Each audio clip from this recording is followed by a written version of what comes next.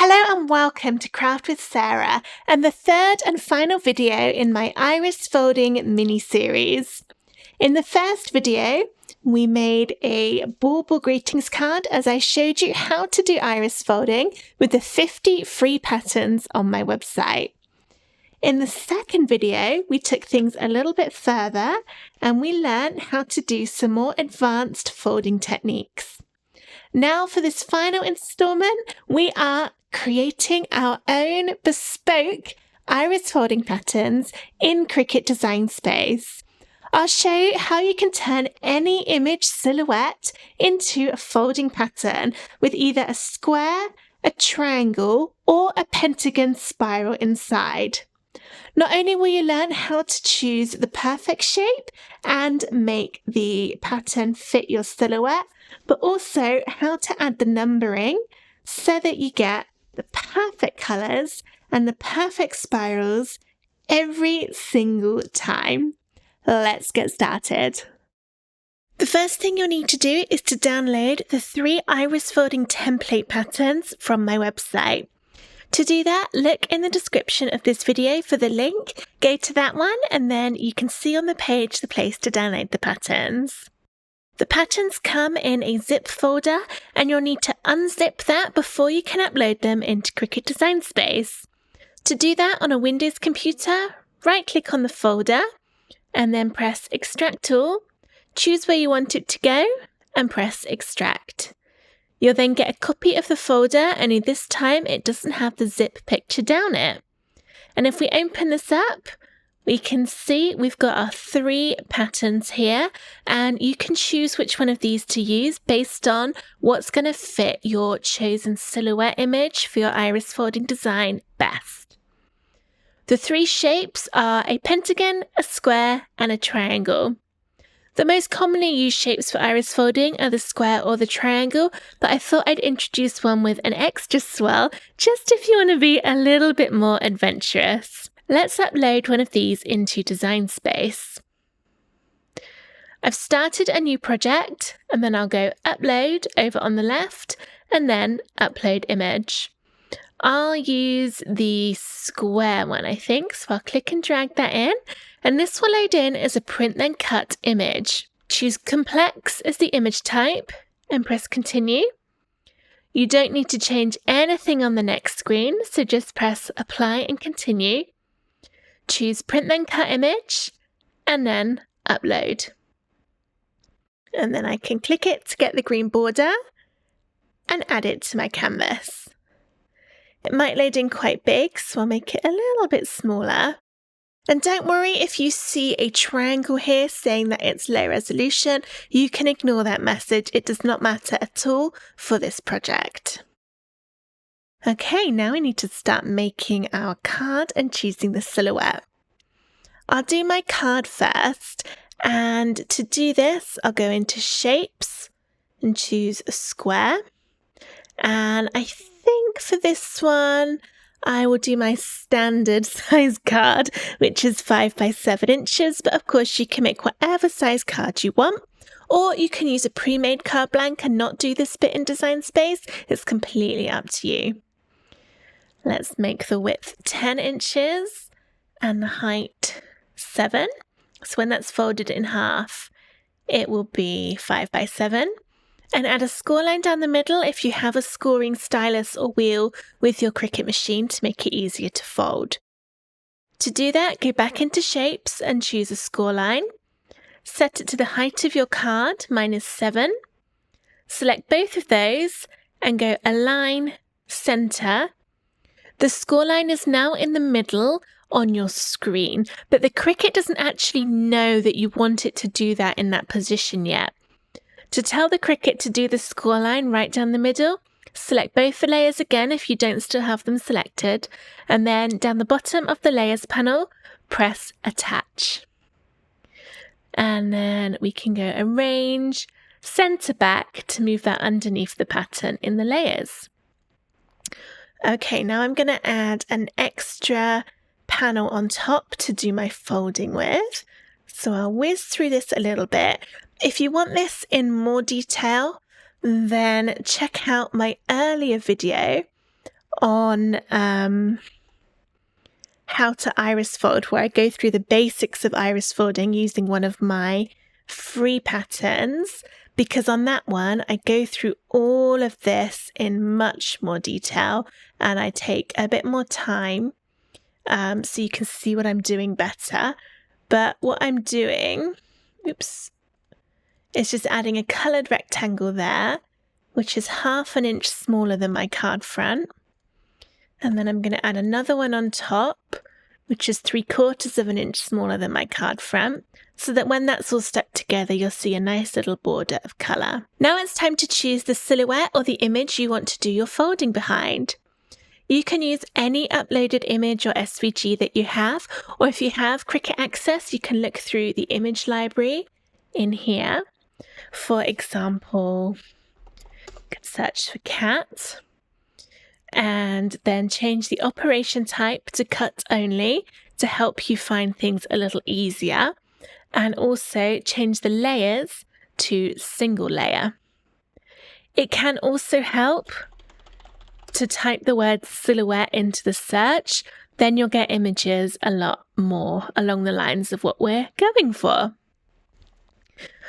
Okay, so you want to choose an image that is just a pure silhouette. For example, this one with the face and the tail details would not be a good one to pick because you're not going to see those details that will all be cut out and lost. If you're looking for a particular animal, I have hundreds of silhouette images available on my Cricut Design Space profile. So you can find them on there by going to, I don't know if this will work actually. Let's try just typing Craft with Sarah into that search. No, that didn't show up. I didn't think it would, but it's worth trying these things. Okay, so to find my profile, click Home along the top and then type into that search Craft with Sarah. Scroll down to the bottom and then under Community Members, you'll see my profile and yours will say either follow or following. If you're not following me already, I'd love it if you could give me a follow. And then you can click that one and then it will show you all of the images I've uploaded to Cricut Access. And you can see there's loads of vehicles here. Then underneath that, we've got animals, loads of cat and dog breeds. There's over 200, I believe, different types of dog and lots of cats. So if it is an animal you're looking for, hopefully you can find it there. I'm just going to search cat again and then choose one.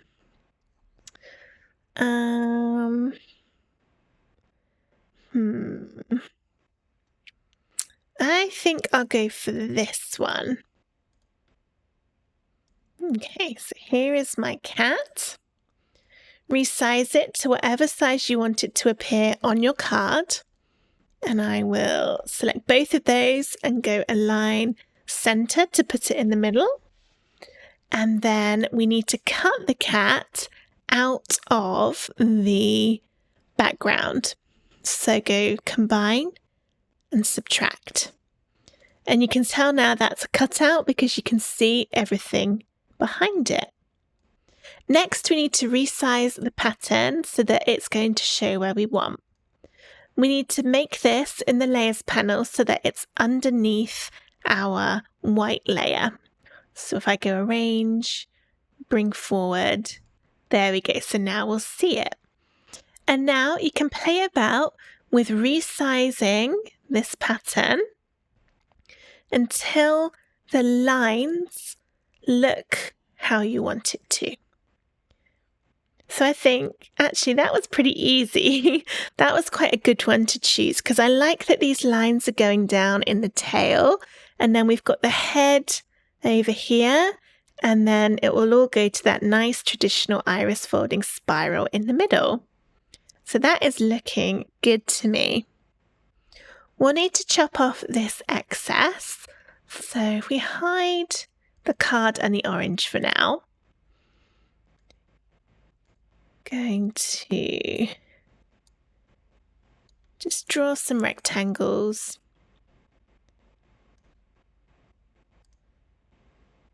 and rotate that one. Select all of those and go combine and weld. And then slice that out of my pattern. Get rid of the excess. Now I've just got this middle bit. To make it easier to line up your pattern when it's all printed and cut out, what you can do is hide the pattern for now. Click on your aperture layer, press Alt on the keyboard and click, and that will make a duplicate in exactly the same place. So if I hide that top one, you can see I've got one under here. Merge these layers together by going Combine, Merge Layers. Then give it a teeny tiny offset. So I'll go in here and just change it so you've got a really small offset that you can just about see, and press Apply. Turn on the pattern that you've resized, select all of that and press Flatten to turn that into one print then cut image. I can move that to my side now and turn everything else back on. So this will be my print then cut pattern, and we'll add the numbers once it's printed. It's much easier to do by hand than on the screen. The last thing to remember is we need to flip the front of the card. So I'll go flip and then flip horizontal, because we'll be doing the folding from the reverse. This one you keep the same. And now I'm going to go ahead and save, because we've done quite a lot of work here. I don't want to lose it. So I'll just save that one and then click Make. Come on, go away. All right, Make.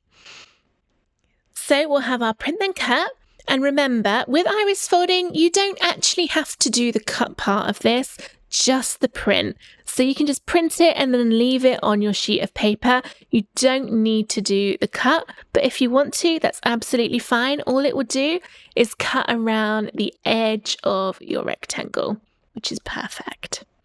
And then I've got my card blank and my aperture and my little color to go in the middle.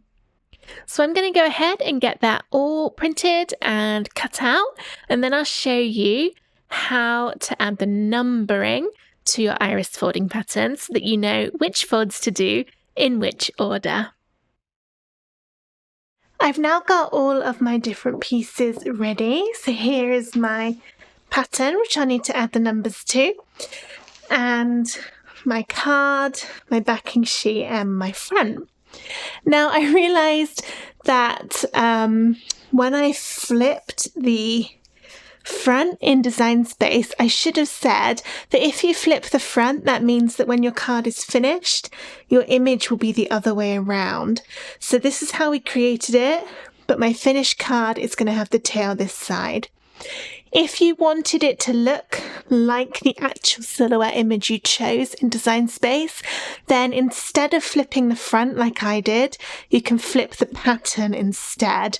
And that way, when you actually have your finished card, your cat would still be that way round. For this one, it doesn't matter, but depending on the type of image you've chosen, it might have a right and a wrong way around. So that's just a little something that I should have thought about when I was doing the last little bit of the tutorial. But anyway, onto our pattern. So iris folding patterns traditionally have numbers on them to show you which order to put all the bits of paper in. And I've chosen my paper. I'm going to do 4 because there's 4 sides to my square. I've got these origami sheets. They've all got the matching heart pattern on them, but different colours. And that came from some origami paper I got from The Works in the UK. There's loads of lovely lightweight papers in here. Iris folding with origami sheets is my favourite just because they're so lightweight. Anyway, first I'm going to colour my 4 spirals, and I've got orange paper, purple, green and red. This step's optional, but it just helps a little bit to work out where you're going to put which colour. Alright, I'll start with my orange, which I'll do on this spiral in here. So I'm just going to go in here a little bit, and I'm filling in where this spiral goes. So follow it round until you get to the middle. And then do the same for the next one. Let's have green. So this time it starts here. There's not as many of this one because it's not reaching out into the tail. So I'm only going to need a few bits. Now bear in mind, sometimes they might stretch into the next bit of the silhouette. So this spiral also is this piece and that little bit there. So that needs to be green too. And then we're following it round here and here. Next I'll do my red. There's quite a few bits of red.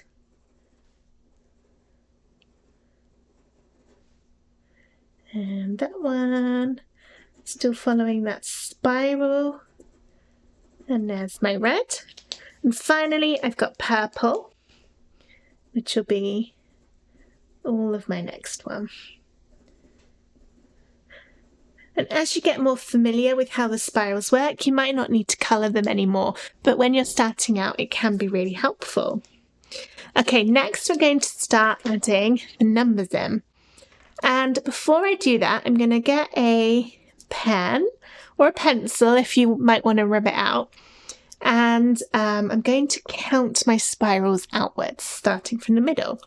So you've got a middle square here, and then we've got the square here, one of every colour. So I'm just going to put a little dot in the point of all of those because I know there are 4 of those. Okay, then go out one more. So I've got green, red, purple, and orange. And then go out one more, and I've still got one of each. That purple is going to cover 2 bits. Actually, I think that's the next one. So actually, that's the one. So one of each. Then my next one, I've still got an orange, got a green, a red, and that's the purple. I did put a mistake afterwards. So the reason we're doing this is to work out where we need to start our numbering. So as long as there are one of every colour, that one, that one, that one, that one, we're good. And now I'm on my last green. Oh no, there's still 2 more. So there's this one, which corresponds to a red, a purple, and an orange. Now I'm on my last green, this one. So dot, dot, dot in my purple, and a dot in my orange. And now I can stop because I've now got to the point where all of the spirals where I've got one of each colour are complete. And now there are a few left over. I've got 2 purples, 4 oranges, and 2 reds left. So now I can start my numbering. It doesn't matter which one you pick, as long as nothing overlaps, which it shouldn't do. So now I'll start with my purple. So that'll be my 1, and then that will be my 2. Then I'll stop the purple because now my dot is in the next one. So don't add numbers into anything with a dot. So there's my 1 and my 2. Then let's go here. I'll go 3 and 4 in my 2 reds with no dot. I don't have any greens without a dot, so nothing goes in the green yet. I'm going to go back to the orange, and so I've done 1, 2, 3, 4. So this will be 5, 6, 7, and 8. And just pick this up so you can see. Just writing the numbers in. All right, so my next one is going to be where my spirals start because now I've got all my little dots. So you need to work out the direction of the spiral. And if you follow, just choose one where you can see them all. Follow it round, and you want to choose the direction where you're alternating colours. So this one, if I follow it round, I've got orange, purple, red, green, then my next one would be orange because I'd move inwards one. So that's the direction. You can even add a little arrow if it'll help. The reason you wouldn't go the other way is then you'll end up doing 2 colours the same. 2, 3, 4. And then your next one would be green 2. So you'd be doing 2 greens in a row. Whereas by going this way, the spirals naturally change colour each time. So now I know that, I can go to my orange, put my number 9, then go to my first purple, that'll be a 10. Remember, I'm following this direction. Then my red will be 11, and the green will be 12. And that's the next one. Okay, 12 there. Now I'm back to orange. 13. Purple is 14. Red 15, green 16, and this green 16 will be in both of these bits of the leg. It's the same line you're following. And now 17, 18, 19, and 20. Oh no, that was the wrong one. That one should have been 20. Whoops. Oh well, I'll fix that in a minute. So that one's 20. Then I'm back to my orange, 21. Purple. And if you can't fit it in, like I couldn't really there, you can just draw a little line and add the number. 23. And that's one I messed up. 24. Back to orange, 25. Purple, 26. Red 27, green 28, which is also going to be in there because the line goes across. And then back to orange, 29, 30 purple, 31, 32 green. And now I'm on to my very last one, so I can fill those in, 36. And then my middle will be 37. Okay, so you might need to watch that a couple of times for it to make sense. Hopefully it kind of does. But that is my numbers done. So now I can complete my folding. I'm not going to show you how to do the folding itself in this video because I've already covered that in my previous video where we made this iris folding bauble. If you haven't seen that one and you need to know how to actually do your folds, then check out the description of this video because I'll add the link to this one in there too. So I'm going to go ahead, fold my cat, and then we'll see how it all looks at the end. I've now completed my folding and mounted it to the card. Here we go. So this is my finished iris folding card with my very own DIY pattern made in Cricut Design Space. I hope you've enjoyed this video on how to create your own iris folding patterns. If you have, please give the video a thumbs up and subscribe to my YouTube channel for loads more card making and Cricut videos. Thank you so much for watching. Bye!